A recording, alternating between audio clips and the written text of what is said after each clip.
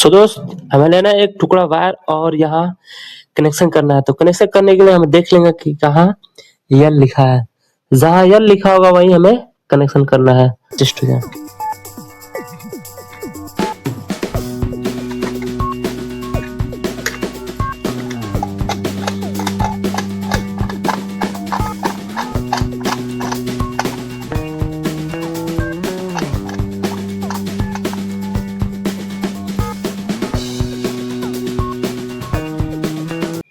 ये हो गया हमारा कनेक्ट। अब इस वायर को हमें यहाँ कनेक्ट करना है।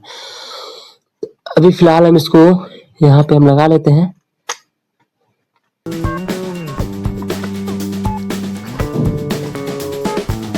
इस स्क्रू में पहले ढीला कर लेना है, ठीक। और उसके बाद हमें एक वायर यहाँ पे इस टुकड़े वायर को हमें यहाँ ऐसे फिट करना है